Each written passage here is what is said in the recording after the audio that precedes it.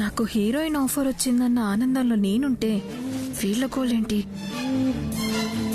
మాట్లాడినివ్వమ్మా. మనిషిని కలిపేది విడదీసేది మాటలే. పోట్లాడుకుంటే తప్పు గాని మాట్లాడుకుంటే తప్పు లేదుగా.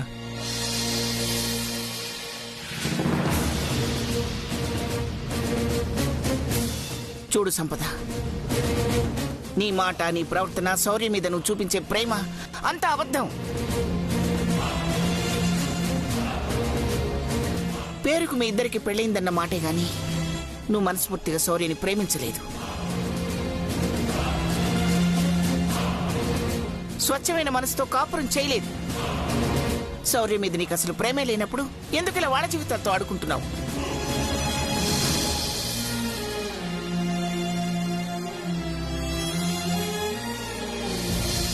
రేపు సినిమాలో మన పెర్ఫార్మెన్స్ కి ఇది ఉపయోగపడుతుంది.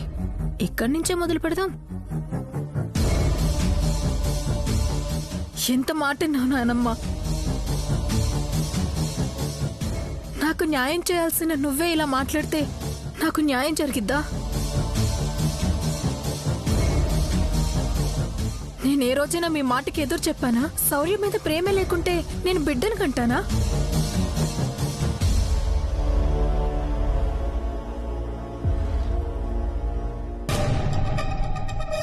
అవేవి ఆలోచించకుండా మీరలా మాట్లాడితే నేనేమైపోవాలి?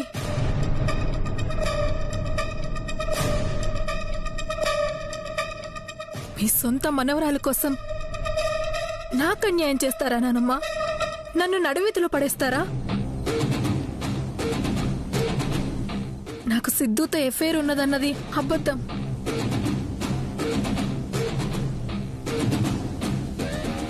అది నా మీద పడిన అబాండం మాత్రమే.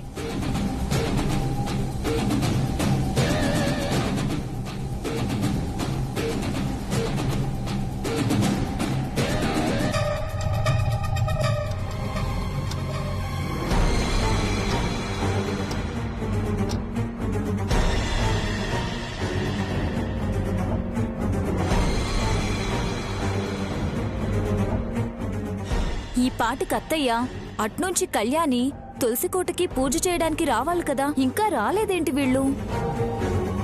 కోర్టు తీర్పు గురించి ఆలోచిస్తూ నిద్ర కూడా లేదేమో పాపం.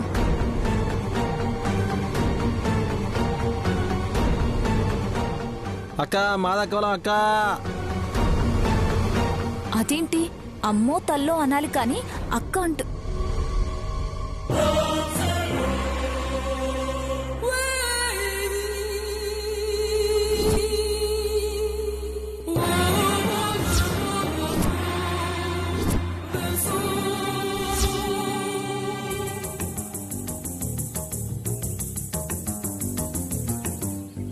అమ్మో వీడు మళ్ళీ వచ్చి పడ్డాడేంటి?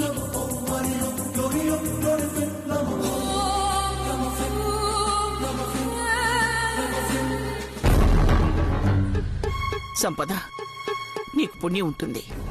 చిన్నదానివి అయినా నీకు చేతులెత్తి అమ్మా,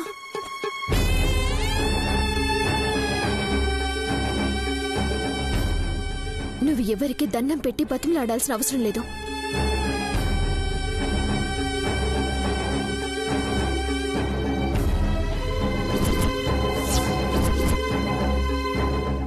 నా గురించి మీరెవరూ భయపడాల్సిన అవసరం లేదు. కోర్టులో నేనే గెలవబోతున్నాను.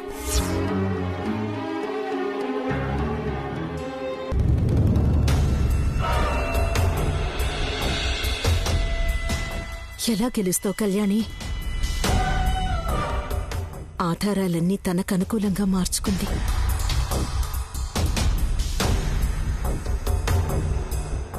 కొన్ని గంటల్లో తీర్పు తనకనుకూలంగా రాబోతోంది.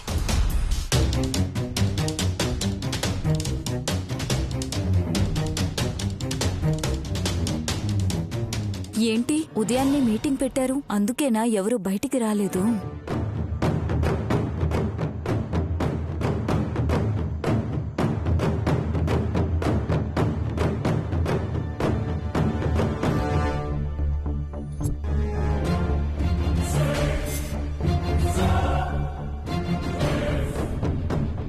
అమ్మా మాదగోళం తల్లే.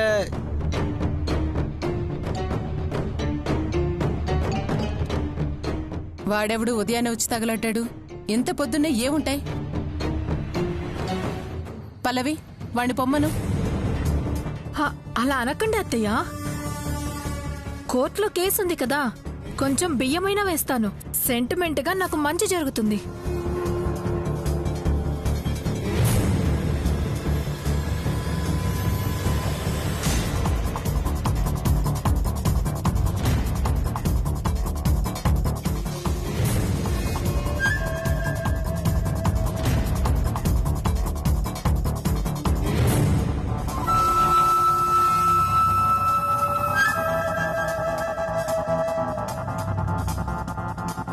ఎందుకు నానమ్మ అనవసరంగా దాన్ని బతిమలాడతావు? మరేం చేయాలి? కోర్టు దాకా వెళ్తే ఈ కేసులో మీరు గెలవరు అని అర్థం అవుతుంది. అందుకే మీ నానమ్మ దాన్ని బ్రతిమలాడి పరిస్థితి ఇక్కడే చక్కదిద్దాలని చూస్తోంది.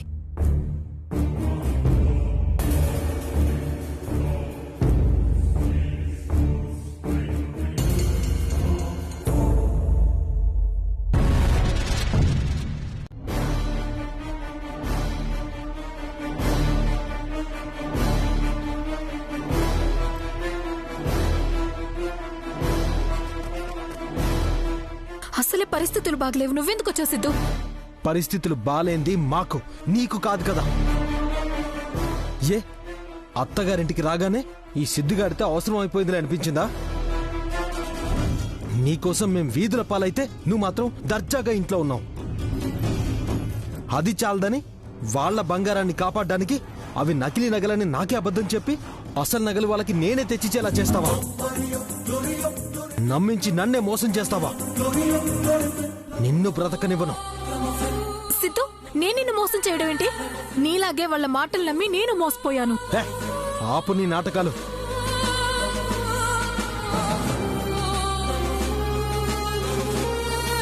ఈ రోజు నా చేతుల్లో నీ చావుని ఎవ్వరూ ఆపలేరు సామ్. సిద్ధు, సిద్ధు, నువ్వేనా ఇలా మాట్లాడుతుంది? బిచ్చగాడితో ఇంతసేపు ఏం మాట్లాడుతుంది? ఆఫీసర్, ఆ బిచ్చగాడు సిద్ధు ఏమో అని నా అనుమానం.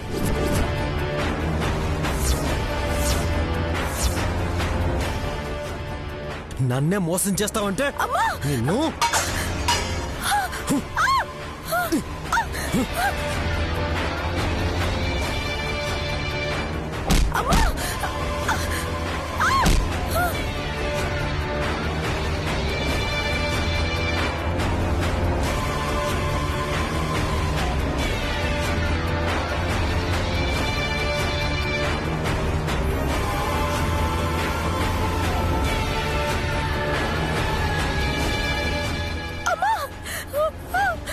సిద్ధు నన్ను చంపేశాడు.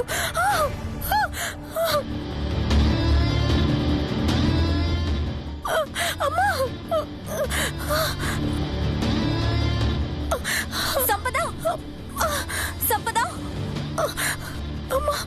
సంపద, సంపద, సంపద ఏమైంది? సంపద ఏమైంది? సంపద, సంపద, అమ్మా,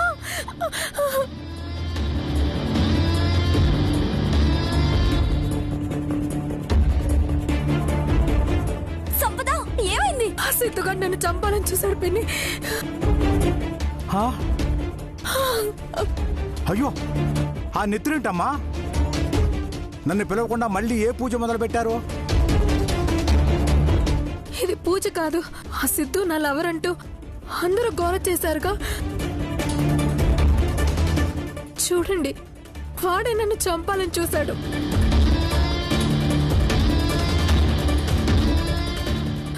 సమయానికి నా భర్త రాగానే పారిపోయాడు. రక్తం కారిపోతుంది, ముందు హాస్పిటల్ కి తీసుకెళ్ళండి. ఈ రోజు కోర్టుకి వెళ్ళాలి కదమ్మా. క్షుణ్ణరావు గారు, కళ్ళ ముందు సంపదల రక్త మరకలతో ఉంటే కోర్టు అంటారేంటి సార్? ఒక 2 రోజులు వాయిదా వేయించండి ప్లీజ్. అదేంటి, దాని గురించి నువ్వు వకలు తప్పుచ్చుకున్నట్లు బతిమలాడుతున్నా? మరి సంపద గాయపడినందుకు కనీసం 2 రోజులైనా కేసు వాయిదా పడాలి కదా. కోర్టు తీర్పు రాకపోయినా తనే మీ కోడలని ఇప్పటికిప్పుడు నిద్ర పెట్టుకుంటారా అత్తయ్య? వద్దొద్దు, కోర్టు వాయిదా పడాల్సిందే. ముందు హాస్పిటల్కి తీసుకెళ్ళండి. అవునమ్మా, మీకోసం నెత్తుడితో అభిషేకం చేసిన అమ్మాయి నెత్తుడి గాయాలతో ఉంది. కాపాడండి అమ్మా, ఆ దేవతని కాపాడండి. నేను కోర్టుకు వెళ్తాను.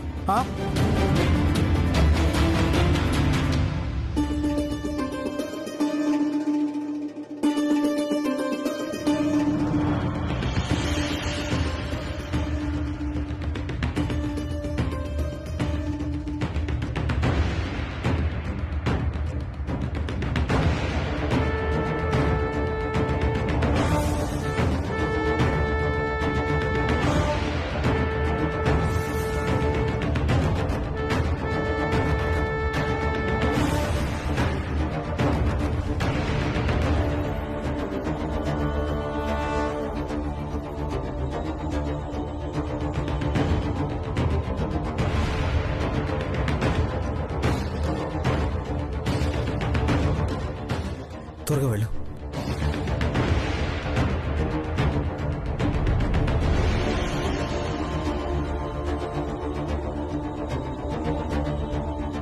అమ్మయ్యా, నా ప్లాన్ వర్కౌట్ అయింది.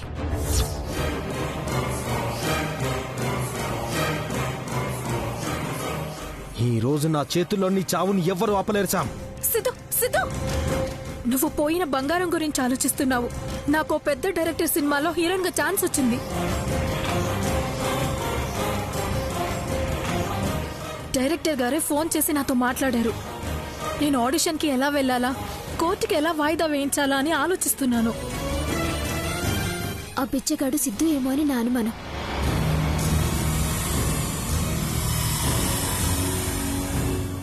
సిద్ధు, సౌర్య వచ్చేస్తున్నాడు. కోర్టు వాయిదా వేసేలా ఏదో ఒకటి చెయ్యి సిద్ధు, త్వరగా సిద్ధు.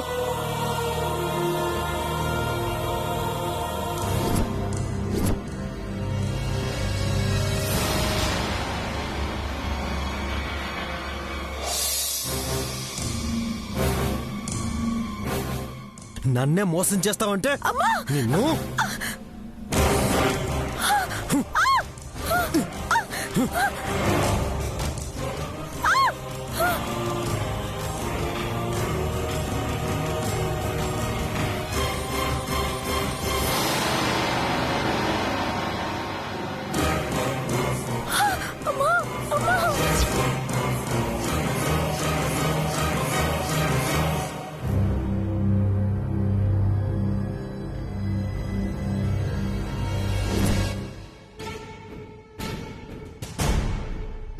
డాక్టర్.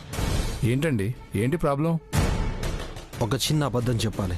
అవసరానికి చాలా మంది అబద్ధాలు చెప్తుంటారు, అయినా అబద్ధాలు చెప్పడానికి ట్రీట్మెంట్ ఏముంటుంది?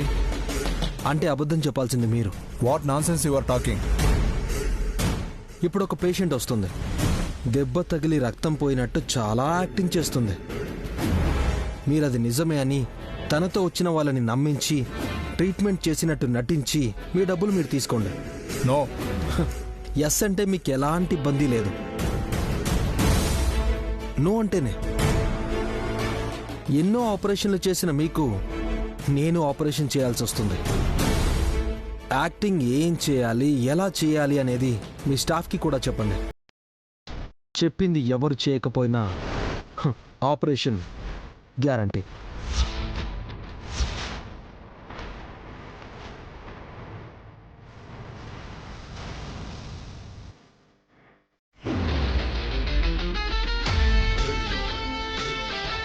అరే డాక్టర్, బ్లడ్ బాగా పోయినట్టుంది. త్వరగా ఆపరేషన్ థియేటర్కి తీసుకెళ్ళండి. మీరు ఇక్కడే ఉండండి.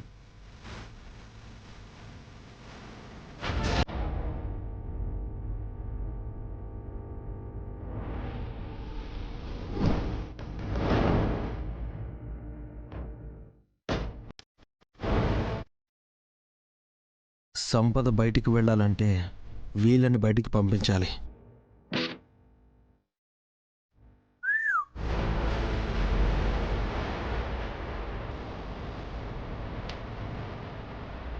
సిద్ధు, రై సిద్ధు ఆగు. రై సిద్ధు, సిద్ధు ఆగు. రై సిద్ధు, సిద్ధు ఆగు.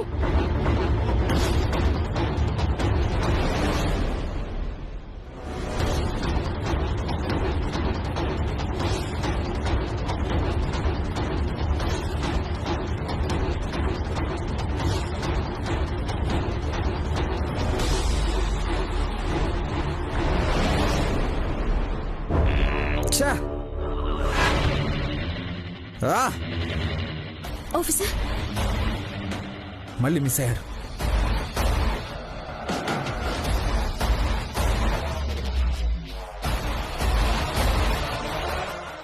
వెళ్దాం పదండి.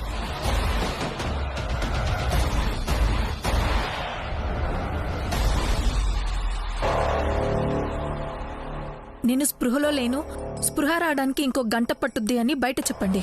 అలాగే మేడం. నేను బయటికి వెళ్ళడానికి వెనుక నుంచి దారుందా? ఇటు నుంచి బయటికి వెళ్ళొచ్చు మేడం. ఓకే.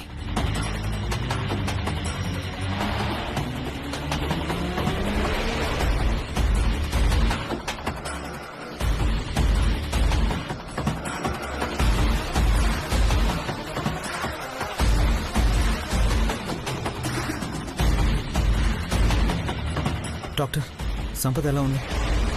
ఆవిడకి చాలా పెద్ద ప్రమాదం తప్పింది. బ్లడ్ బాగా పోయింది. ట్రీట్మెంట్ చేశాం.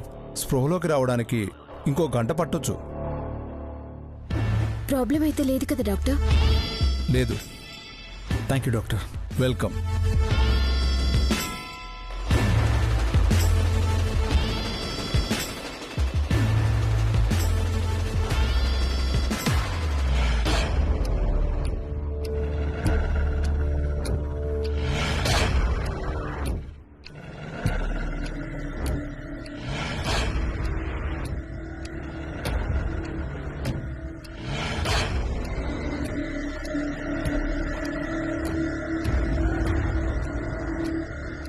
ఇప్పటికే కోర్టులో కేసు ఏమవుతుందోనని భయపడుతుంటే మధ్యలో ఈ గొడవ ఒకటి. గొడవ జరిగింది సిద్ధు సంపదలకే అయినా ఆ కాయిన్ చూపించి అది కూడా మన వల్లే జరిగిందని కోర్టులో ఏం గోల చేస్తుందో అని నా భయం. అది నిజమే శివరాం. ఉపయోగపడుతుంది అనుకుంటే కన్నబిడ్డ ప్రాణాలను కూడా వాడుకునే రకం సంపద. నువ్వన్నట్టు అలా చేసినా చేసి తీరుతుంది. అసలు దాన్ని నా కొడుక్కిచ్చి పెళ్లి చేయటమే మనం చేసిన పెద్ద తప్పు. ఏ ముహూర్తాన్ని ఇంట్లో అడుగు పెట్టిందో గాని ఎప్పుడూ ఏదో ఒక గొడవతో మనశ్శాంతి లేకుండా చేస్తుంది.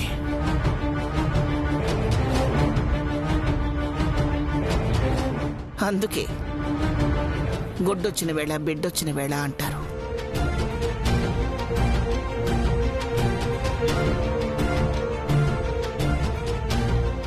శౌర్య, ఎలా ఉందా సంపదకి? ప్రాణాలకేం ప్రమాదం లేదమ్మమ్మ. సాయంత్రానికి డిశ్చార్జ్ చేస్తామన్నారు. పోన్లే, అందరం ఎంత ప్రమాదం జరిగిందోనని కంగారు పడుతున్నాం. మొత్తానికి మీ బంధం బలంగా ఉందనడానికి ఇదో ఉదాహరణ. కోర్టు కేసు కూడా వాయిదా పడింది కదా. సంపదకు ప్రమాదం లేదు. కోర్టు కేసు వాయిదా పడింది. ఇప్పటిదాకా ఏమవుతుందో ఏంటో అని టెన్షన్ పడ్డాం కదా. ఇకనైనా ప్రశాంతంగా ఉండండి. అసలు ఆ సిద్ధుగాడు సంపద మీద దాడి చేయడం ఏంటి? కొత్తగా ఇలా చేశాడేంటి? నాకు అదే అనుమానంగా ఉంది. సంపద కోసం మన మీద దాడి చేసేవాళ్ళు నేరుగా దాని మీద దాడి చేయడం ఏంటో, సంపద హాస్పిటల్ పాలు కావడం ఏమిటో నాకేం అర్థం కావట్లేదు. శౌర్య, ఆ సిద్ధుగాడు దొరికితే ఈసారి నాకు అప్పగించు. మామిడికాయ ముక్కలు నరికినట్టు నరికి పెరట్లో చెట్లకి ఎరువుగా వేస్తాను. నువ్వు ఆవేశపడక దమయంతి. నీ ఆవేశానికి వాడి సంగతేమో కానీ ఇంట్లో పరుపులు మంచాలు విరిగిపోతున్నాయి. అదేంటి? వాడు దొరకలేదని వాటిని విరగొడుతుంది. చాలా ఆపండి. అసలు ఇదంతా కళ్యాణి వల్లే, నీ వల్లే ఆ సిద్ధుగాడు మళ్ళీ మళ్ళీ వస్తున్నాడు. అటు తిరిగి ఇటు తిరిగి ప్రతి దానికి నా కూతురు మీదకి వస్తావేంటి దమయంతి? మరి ఆ సిద్ధుగాడి కోపం నా కొడుకు మీద కాదు, నీ కూతురు మీద.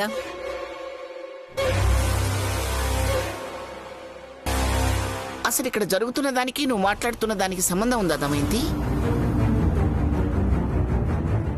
వాడు 1కి 2 సార్లు వచ్చింది బంగారం కోసం. అనాలని అనడం కాదు, కళ్యాణి కోసం వస్తే సంపదని ఎందుకు కొట్టిపోతాడు?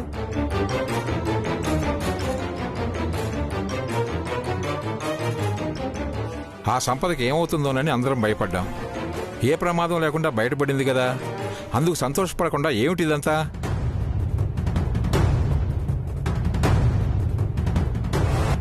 నిజమే కదా, వాళ్ళ గొడవది వాళ్ళు పడుతున్నారు.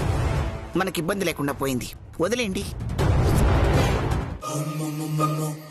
వాళ్ళకేం జరిగింది అనేది అర్థమయ్యి అనుమానం రాకముందే నేను వెళ్ళి ఆడిషన్ ఇచ్చి రావాలి. ఇదేనా నిజమేనా? మొన్న ఫోన్ చేసి రమ్మన్నట్ట. చచ్చా, అది మోసం, ఇది నిజం. ఎందుకంటే డైరెక్టర్ గారే నాతో మాట్లాడారు. ఆయన గొంతు నాకు బాగా తెలుసు. ఈ టైంలో బంగారం గురించి వదిలేసి ఏంటి సామిది? సినిమాలో మెయిన్ హీరోయిన్ నేను. రేపు సినిమా రిలీజ్ అయ్యి రోడ్డు మీద కటౌట్స్ వచ్చి 4 బంగారం షాప్ యాడ్స్ లో యాక్ట్ చేసినా చాలు, అంతకన్నా ఎక్కువ బంగారం వస్తుంది. శ్రీరామ నవమి రోజు వాళ్ళ చేతుల్లో ఓడిపోయాను. ఇప్పుడు ఇంత పెద్ద డైరెక్టర్ గారి సినిమాకి ఆడిషన్స్ కి వెళ్ళాలి కాబట్టి రిస్క్ అయినా నిన్ను రమ్మని చెప్పాను. నీకోసం నేను ఎంత రిస్క్ అయినా చేస్తాను సామ్. నువ్వు హీరోయిన్ కావడం నీ కల కదా.